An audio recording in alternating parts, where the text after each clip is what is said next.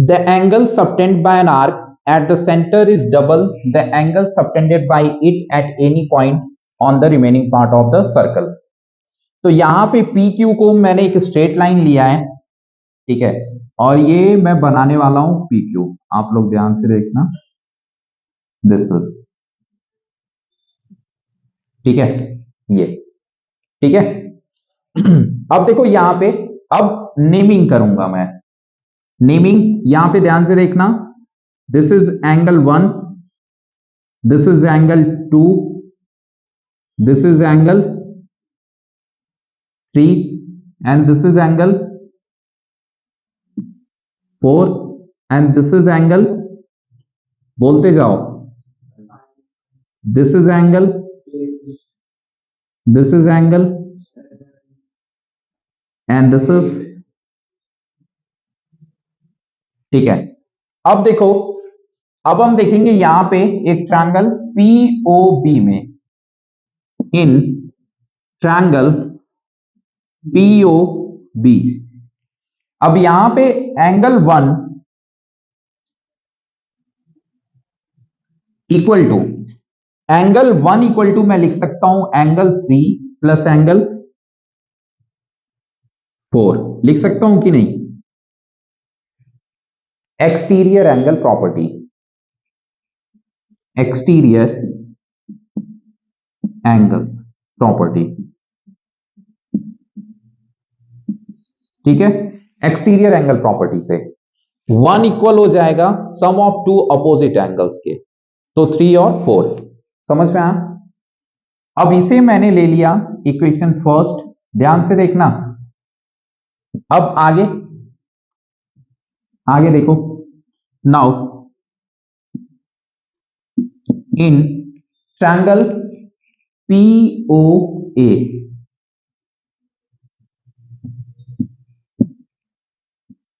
Angle 8 equal to angle 5 plus angle 7, लिख सकते हैं एंगल 5 प्लस एंगल 7। यहां भी सेम एक्सटीरियर एंगल्स प्रॉपर्टी, ठीक है। इसे इक्वेशन सेकेंड लो, दोनों को ऐड करो, तो add equation first and second, क्या मिलेगा? So equation first plus equation यहां पे सेकेंड मैंने ऐड किया, मिला क्या? देखो फर्स्ट और 8 ये लेफ्ट में है तो ये ऐसे लिख दिए जाएंगे, राइट में 3 और 4 है और 5 और 7, तो प्लस 5 प्लस 7। इतना समझ में आया कि नहीं आया? आ गया इतना समझ में? ये बच्चों वाला काम है। अब देखो आप क्या करोगे, अब एंगल 5 और एंगल 7 ये इक्वल है, कैसे? सो ध्यान दो आप, ये रेडियस है और ये रेडियस, तो ये दोनों साइड इक्वल हुए, ये रेडियस हो गए, तो OA और OP क्या हो गया? इक्वल। इसकी वजह से 5 और 7 भी क्या होंगे? इक्वल। तो हम लिखेंगे इन ट्रायंगल POA, ठीक है, एंगल 5 इक्वल टू एंगल, बोलो 7, रीजन, हाँ, equal angles to opposite side, ठीक है,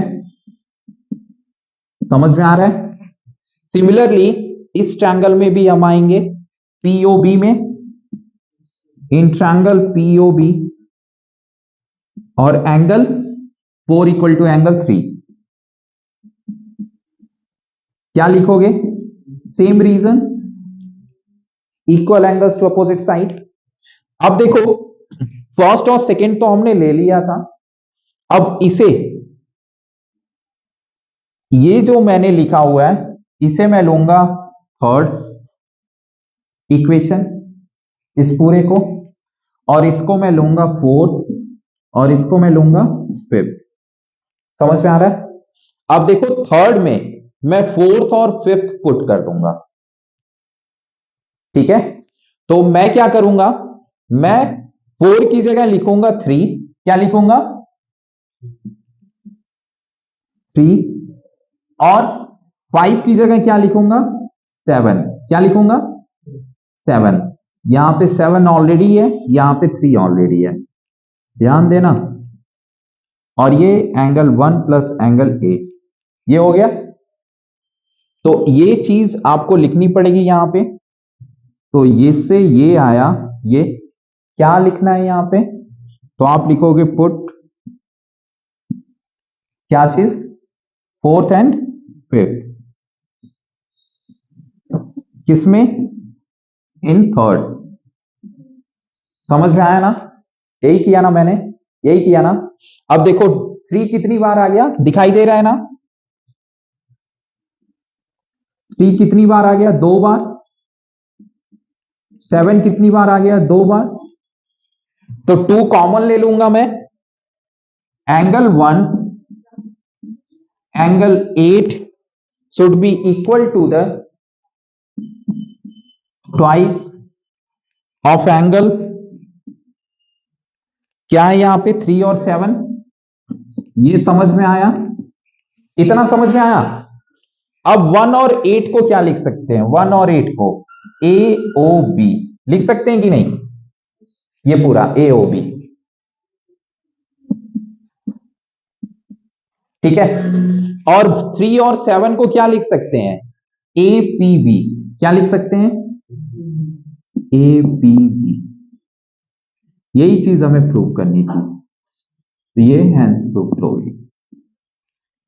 समझ में आया। अब देखो एक चीज ध्यान रखना, ये जो फिगर है ना, इस फिगर में ये जो दोनों पैर हैं इनको हमें 3 कंडीशंस में दिखाने हैं। ठीक है, पहला हो गया है, 2 और कंडीशंस आपको बनाने हैं। लेकिन क्वेश्चंस एक से ही होगा, लेकिन फिगर हम कई तरीके से बना सकते हैं इसकी। एक फिगर ऐसा भी बन सकता है,